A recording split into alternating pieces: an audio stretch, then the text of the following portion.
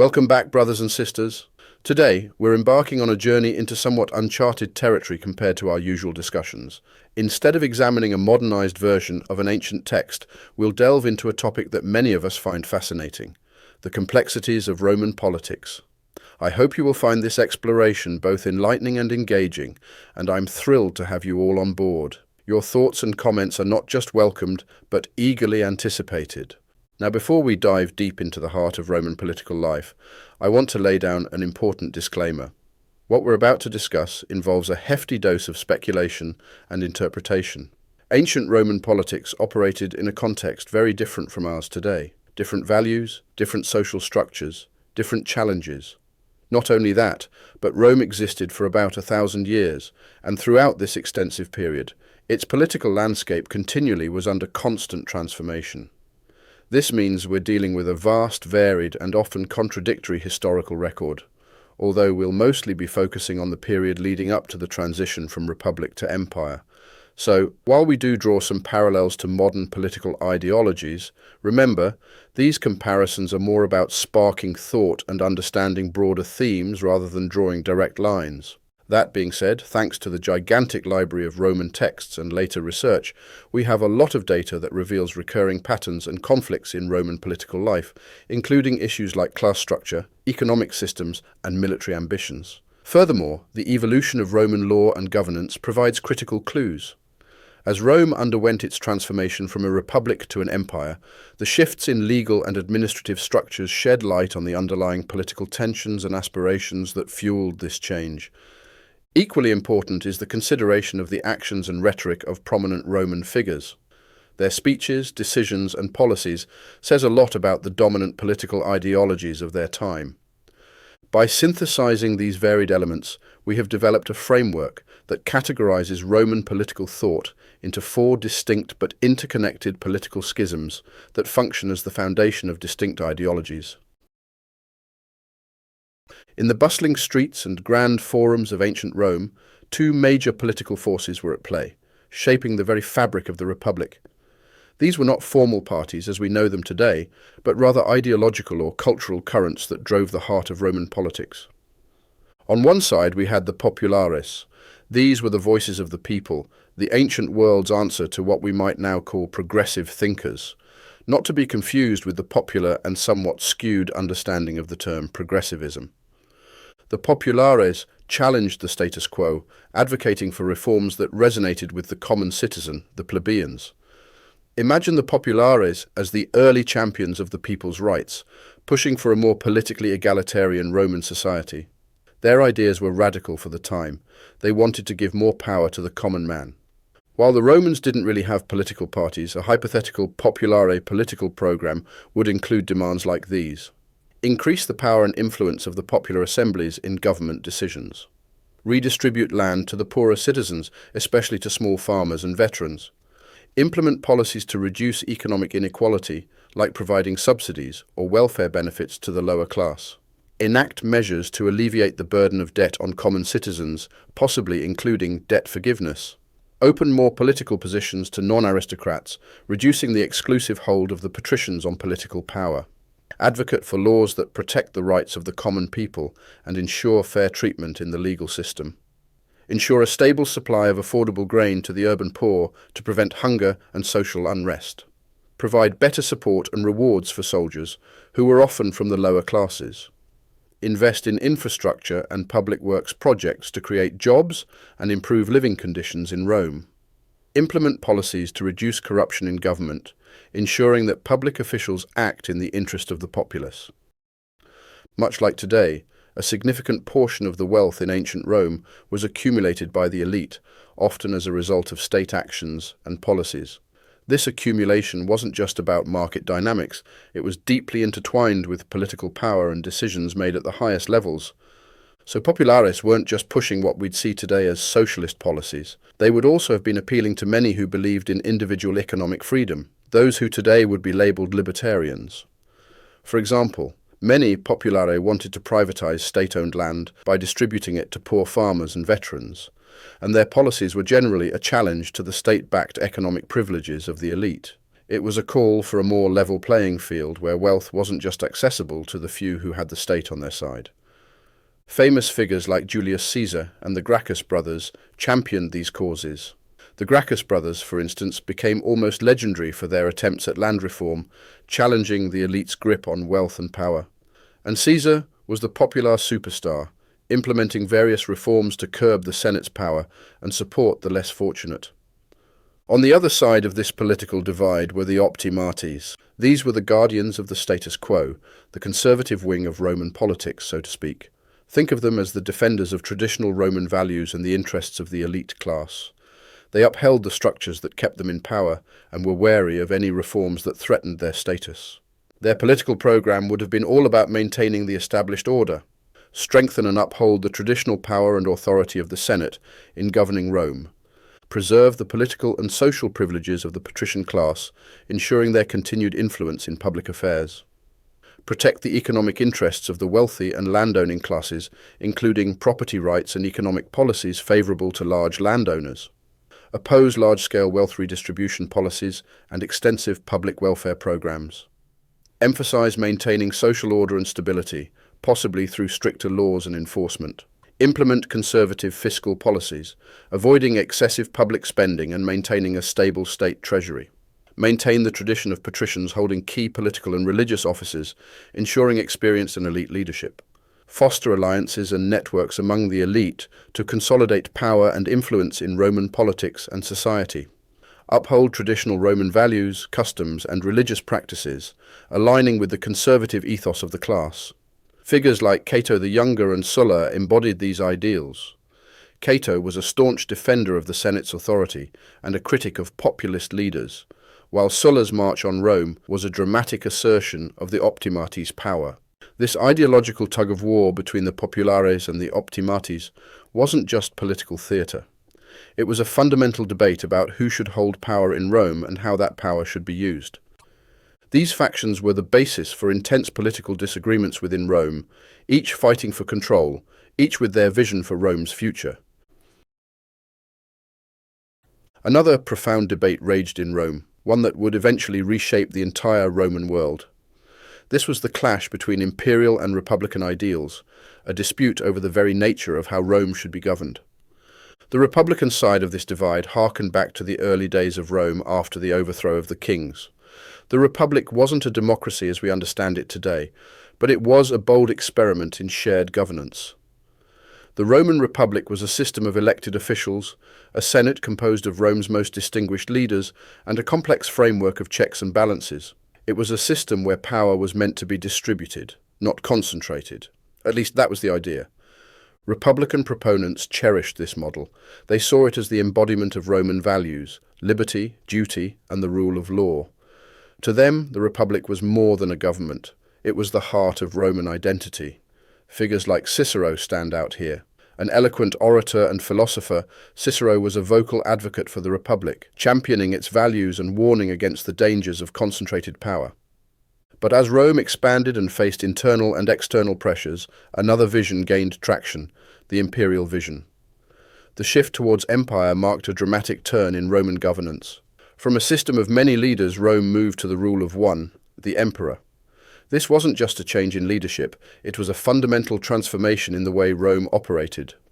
The emperor held supreme authority, a figure who stood above the traditional checks and balances of the republic. The proponents of imperial rule argued that such a system was necessary. They saw it as a means to bring stability and efficiency, especially during times of crisis and turmoil. An emperor could make decisions swiftly, implement policies without the quagmire of Senate debates, and ideally, unify Rome under a strong central figure. Augustus Caesar, the first Roman emperor, is the most iconic representation of this ideology. He carefully transitioned Rome from republic to empire, presenting himself not as a dictator, but as a guardian of Roman peace and stability. Under his rule, Rome experienced relative peace and prosperity, but at the cost of the republican ideals of shared governance. Continuing our journey through the political landscapes of ancient Rome, we come to another pivotal theme that shaped the Roman state and its history, the debate between military expansionism and stability. This debate was not just about strategies or conquests, it was about the very soul and direction of Rome. Military expansionism in Rome was a dynamic and often glorified pursuit. Rome, a civilization built in part on its military prowess, saw many of its leaders advocating for and engaging in territorial expansion. This wasn't just about land, it was about wealth, power, glory, and the security of the Roman state. Think of leaders like Julius Caesar, whose campaigns in Gaul greatly expanded Rome's territories and filled its coffers, or Pompey, who extended Roman influence in the east. This influx of wealth wasn't just a bonus, it became a crucial part of the Roman economy, not to mention individual fortunes. The state organized and sponsored the production of military supplies, essential for equipping the vast Roman legions. This economic dependence on warfare created a cycle where continued expansion seemed almost necessary for maintaining Rome's economic health and political stability. The military was also a key pathway to political power. Many Roman politicians were military leaders, and their successes on the battlefield were a ticket to influence and authority within the state. Think of Julius Caesar, whose military conquests in Gaul propelled him to the forefront of Roman politics. But it wasn't just the state and military leaders who benefited. Private contractors and suppliers profited from the Roman military campaigns, supplying food, equipment, and other necessities. This aspect is reminiscent of the modern defense industry, where profits play a significant role in political decision-making. Another important aspect was the integration of conquered territories into the Roman system. This process often required a continuous military presence and administration, further entrenching the military's role in Roman society. And let's not forget the land grants for veterans, a policy that tied the military to the economic development and sometimes led to conflicts over land and influence. On the other side of this debate was what I call stability focus. This perspective was about consolidating and effectively governing the vast territories Rome already controlled.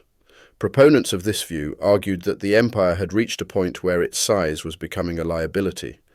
They emphasized the need to focus on internal issues, manage the complexities of a vast empire, and ensure stability within Rome's borders. This meant investing in infrastructure, administration, and the welfare of Roman citizens.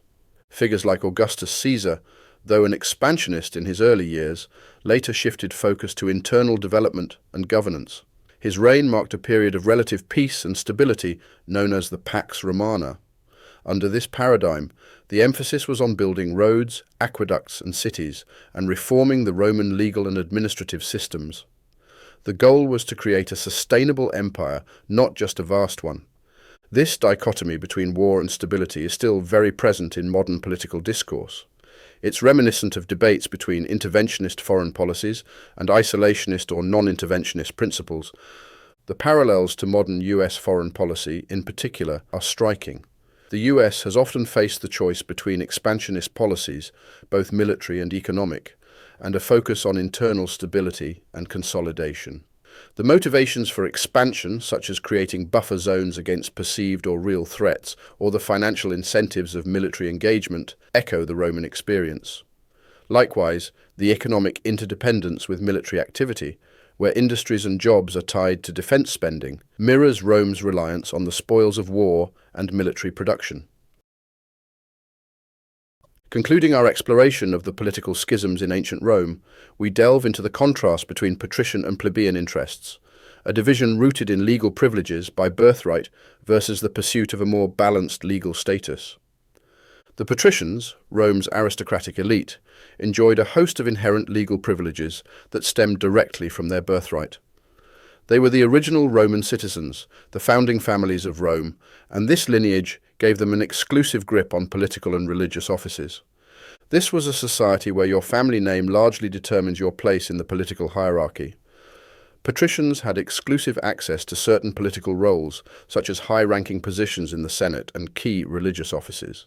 They wielded significant influence in decision-making processes and legislation. These privileges extended beyond politics into everyday life.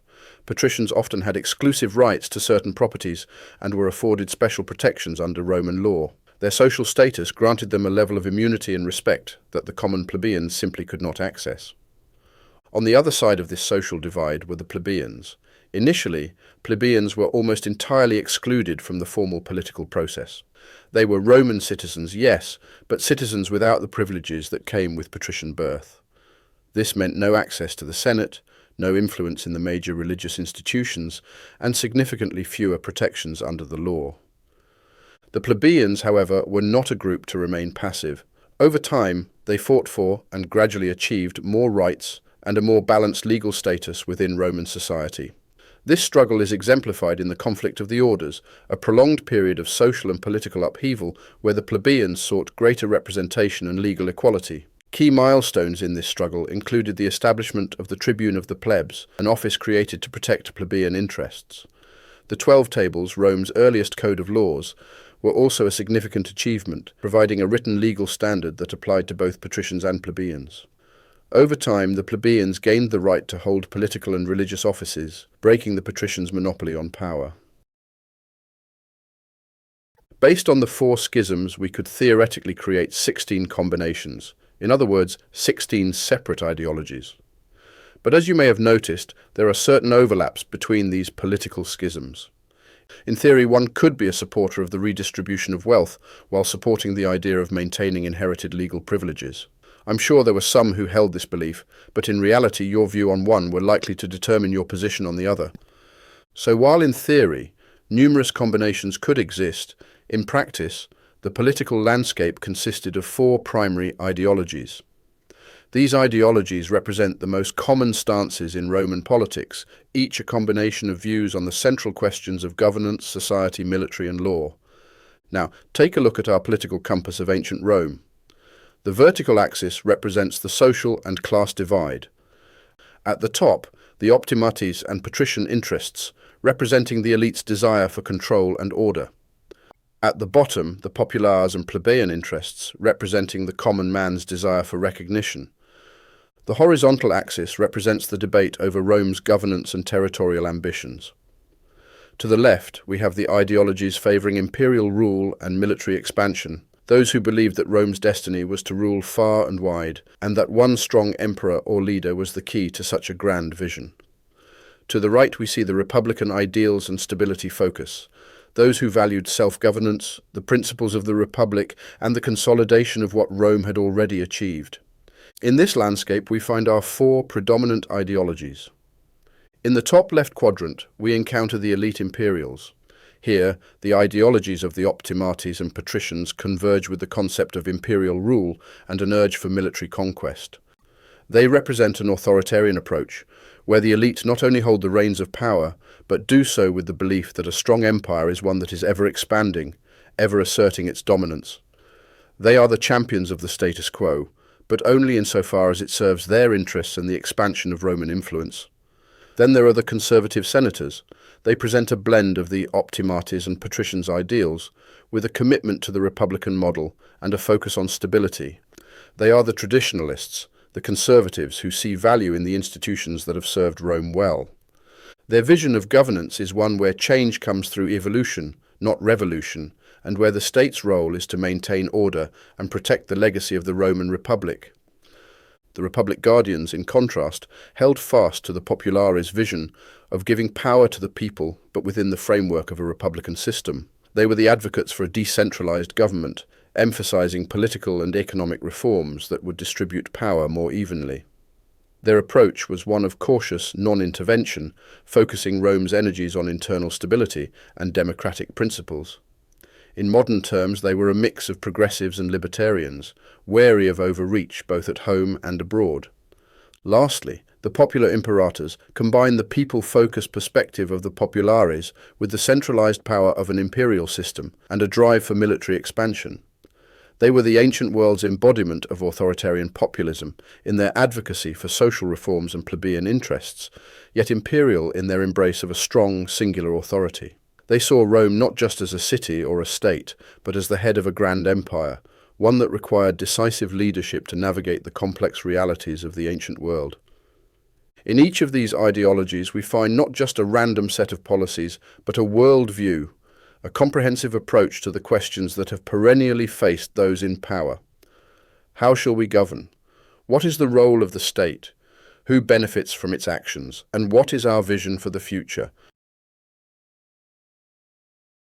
Now that we have defined and explored the ideological territories within the ancient Roman political landscape, let's place some of Rome's most influential figures on our political compass. This will give us some practical insight into how their personal beliefs and political actions aligned with the ideologies we've uncovered. In the elite Imperials quadrant, we find individuals who were the embodiment of Optimates and Patrician values, fervently supporting imperial governance and military expansion. Their placement here is no coincidence. It reflects their unwavering commitment to a Rome where the central power is paramount and the reach of its empire boundless. Sulla, located near the extreme edge of this quadrant, represents the archetype of the authoritarian ruler within the Roman context. His position reflects his radical reforms and the extreme measures he took to consolidate power, including the unprecedented step of marching on Rome and assuming dictatorial powers. As dictator, he also curbed the power of the tribune of the plebs, the very office designed to protect the interests of the common people. By weakening this institution, Sulla undermined a key check against the authority of the Senate and the elite, thereby shifting the balance of power significantly towards the patrician class. These actions led to substantial centralization of authority, firmly setting the stage for the emergence of the empire. His proximity to the axis of imperial rule reflects his central role in shifting Rome away from the republican model. To Sulla's credit, and the reason he's not at the very furthest left edge of this quadrant, he did resign as dictator a year before his death, which is commonly believed to have been an act of integrity. He had pledged to step down once his reforms were implemented, and he followed through on this promise. Crassus, while sharing Sulla's affinity for power and influence, is placed slightly towards the centre, signifying a balance between his political manoeuvres within the late Republic structures and his personal quest for military glory and wealth. His infamous role in the suppression of the Spartacus rebellion illustrates his capacity for ruthless efficiency and underscores his tendency towards authoritarianism, reflecting an imperialistic and expansionist mindset. Yet his involvement in the First Triumvirate, alongside Julius Caesar and Pompey, suggests a more nuanced approach to power that straddled the lines between the established senatorial order and the personal accumulation of wealth and military success. Despite his plebeian origins, Crassus's vast fortune and political influence aligned him more closely with the patrician elite, though his actions occasionally supported populist values, especially in his competitive relationship with Pompey and his rivalry with the Senate. Augustus Caesar, also known as Octavian, is placed near the top but closer to the centre axis than Sulla. Augustus's nuanced approach to power consolidated the imperial system while retaining the veneer of republican forms and traditions. His reign initiated the Pax Romana, a period of relative peace and stability that required both an expansionist outlook and an appreciation for the benefits of stability. His placement within the quadrant indicates his pivotal role as the bridge between the old republic and the new imperial order, highlighting his very obvious affinity for expansionism with a strategic sense of consolidation. Augustus adeptly managed the intricacies of Roman politics, balancing the interests of both the patrician and plebeian classes, while subtly reinforcing the established social hierarchy. He was a master of political symbolism, reviving and reforming Roman religious practices to bolster his regime, and skillfully presented himself as a restorer of the Republic, cleverly masking his autocratic power.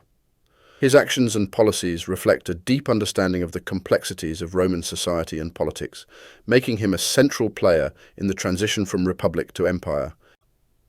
Finally, Pompey the Great is plotted further towards the centre of the compass, reflecting his more varied political career.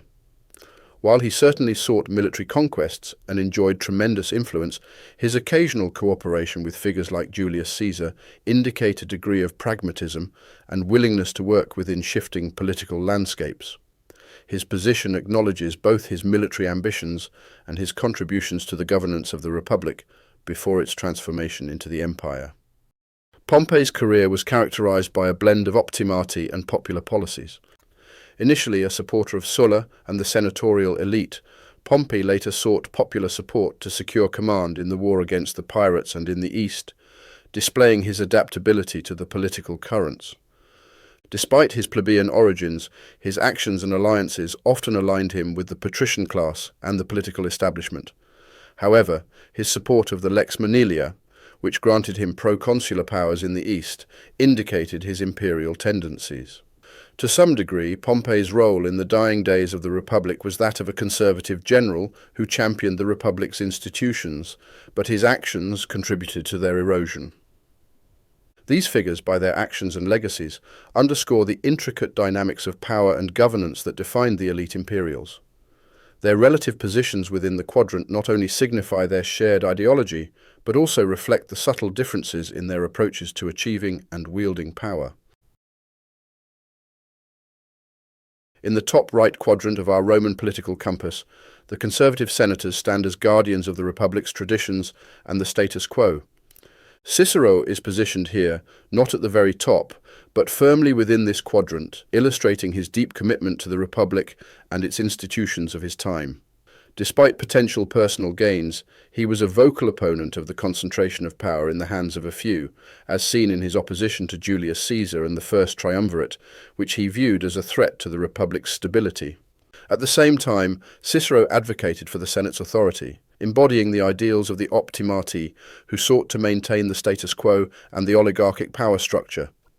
While Cicero was capable of connecting with the masses through his oratory, and did champion some causes of the common people, he was by no means a man of the people. Cicero was not an expansionist either, preferring the stability and continuation of Rome's traditional institutions over the uncertainties of conquest and imperial ambition. While he engaged with both patricians and plebeians, his political maneuvers favoured the conservative approach, working within the existing aristocratic framework rather than seeking popular reforms advocated by the populares. His oratorical skills were employed in defending the Republic against what he perceived as internal threats like Catiline, further illustrating his commitment to a stable and orderly government. Cato the Younger's position near the uppermost edge of the quadrant underscores his unwavering commitment to the principles of the old Republic. His placement here is not just a statement of his political allegiance, but an embodiment of his entire worldview. Cato's relentless opposition to the concentration of power in the hands of individuals like Julius Caesar paints him as the embodiment of the conservative senators. His advocacy for traditional Roman virtues and the existing class structure, where patrician lineage dictated societal standing, cements his role as a defender of the status quo. Despite his very conservative values, Cato's support for increasing the grain dole and his role as a tribune of the plebs may appear contradictory, but were rooted in his desire to preserve the Republic. The grain dole expansion was a strategic measure to ease social unrest and strengthen the Senate's position.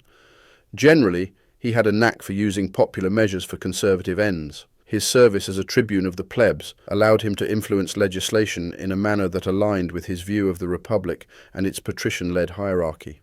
His extreme measures, including his tragic end, signify a resistance to change that is both profound and deeply rooted in the republican ideals of governance by the Senate and not by a singular ruler. Marcus Aurelius, while situated as emperor 200 years after the fall of the Republic, is also placed in this quadrant, although further from the edge than Cato. Aurelius upheld republican ideals within the framework of an imperial system he inherited, as seen in his respect for the Senate and commitment to legal equality and freedom. He maintained the imperial authority he was appointed to hold while advocating for a government that prioritized the freedom of the governed. Marcus Aurelius's reign was more characterized by a focus on stability rather than expansionism. While he did lead military campaigns, such as those against the Marcomanni, these were largely defensive actions to protect the empire's borders rather than aggressive conquests.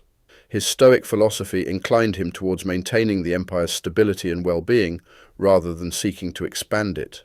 This approach is consistent with his overall governance style, which emphasized the well-being of the Roman state and its people, as well as the freedom and moral development of individuals over the pursuit of personal power and expansion of territory. In other words, his position suggests a more moderate approach within the conservative quadrant, an emperor who administered with a republican spirit, valuing the harmony and well-being of the empire over personal aggrandizement or territorial conquest. In modern terms, Cicero, Cato the Younger, and the philosopher King can be seen as the gatekeepers of tradition, holding back the tides of rapid change in favor of considered incremental progress. They serve as the counterbalance to the more radical elements within Roman society, providing a stabilizing force against the political upheaval and the constant push for expansion and reform. In the bottom right quadrant of our Roman political compass, we find the Republic Guardians, advocates for the populares and plebeian causes within a staunchly republican framework, emphasizing internal stability and governance. Gaius Marius was a Roman general, statesman, and member of Tribune of the Plebs, noted for his military victories and political career. Marius was an influential figure in Roman politics, pushing through a law to limit aristocratic interference in elections, underlining his populist leanings. His military reforms, including the inclusion of non-property-owning citizens in the legions, further aligned him with the popularis faction and plebeian interests. His tenure in Spain, focused on subduing banditry and enforcing Roman rule, underscores his commitment to the stability and maintenance of the Republic's provinces. However, the trajectory of Marius's career also took a turn towards assertive control and military might. His latter years saw him employing increasingly autocratic tactics, especially in the face of political rivalry with Sulla. During this period, Marius's actions contributed to internal strife within Rome, leading to violent purges that primarily targeted the senatorial and equestrian classes. Despite this, his underlying policies did not overtly oppress the commoners, suggesting that his roots in the populares movement remained with him throughout his life. Marius' location in the Republic Guardians quadrant mainly reflects his early career and reforms that expanded the army to non-landowners and his efforts to reduce aristocratic influence in elections. His position close to the Green Quadrant acknowledges his later actions that disrupted the Republic's stability and verged on imperatorial behavior, especially during the civil wars and his return to power in Rome. The Gracchus brothers, Tiberius and Gaius, sit firmly in the quadrant of the populares and plebeians due to their populist agenda aimed at societal reforms. They championed the redistribution of public land to alleviate the disparities between patricians and the lower classes, going directly against the interests of the patrician elite. Their popular stance is also evidenced by their support for measures such as the grain subsidy, which provided food at subsidized prices, and their efforts to curb the financial burdens on soldiers. The Gracchi sought to work within the existing republican framework. They preferred legal and systemic change through the legislative assemblies, as opposed to relying on military force or autocratic rule, differentiating them from, say, likes of Julius Caesar, who combined populism with imperial ambition. However, while they sought to enact changes within the republican framework, their approach, particularly Tiberius's end run around the Senate by appealing directly to the plebeian assembly, began a trend of political violence and instability in the Republic. This escalation in political conflict set a dangerous precedent, ultimately contributing to the Republic's decline and the rise of autocratic rule, even if that wasn't their intention. This careful navigation through the Republic's structures, even as they pushed for significant social changes, suggests a political approach that sought to balance the plebeian cause with a respect for republican traditions.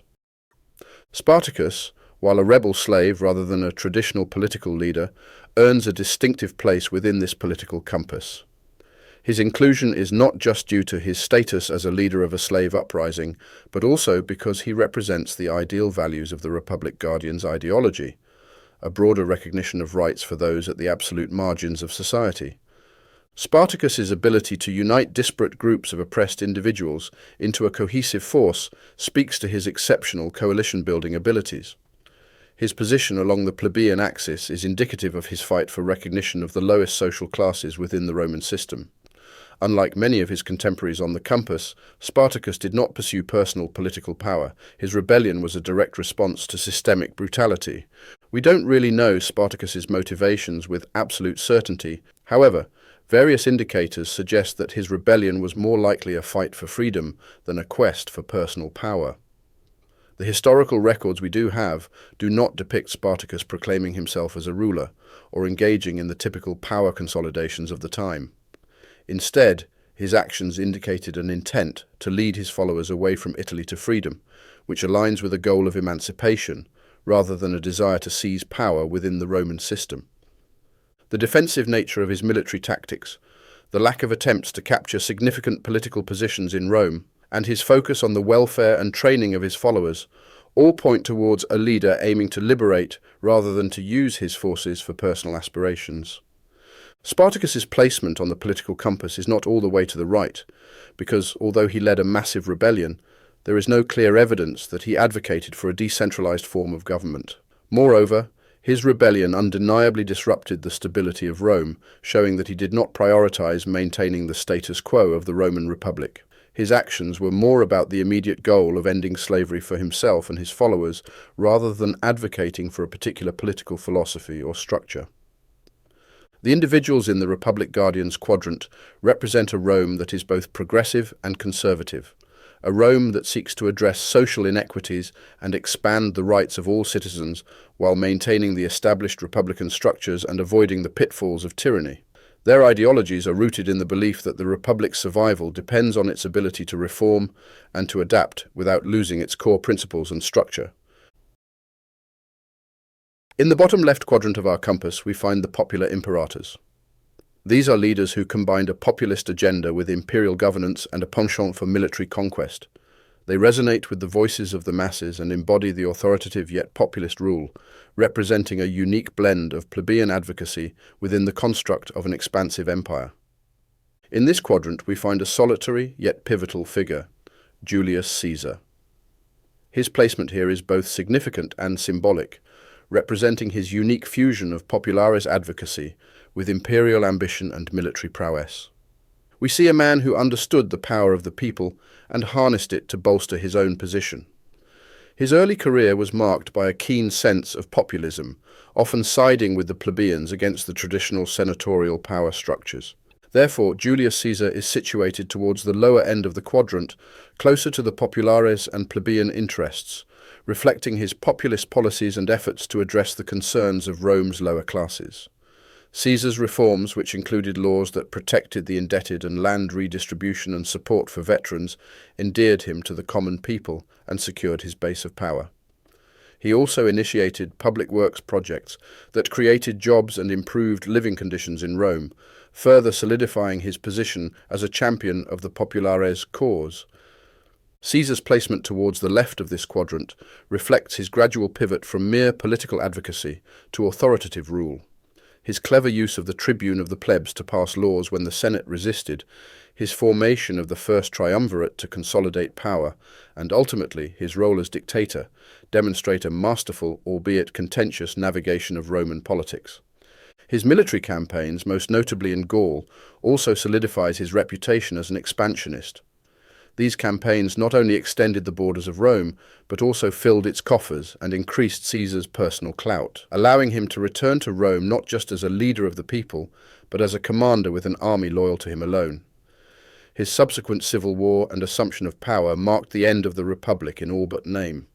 Other honourable mentions who might share this ideological space with Caesar are fleeting in their association, overshadowed by the sheer magnitude of Caesar's impact.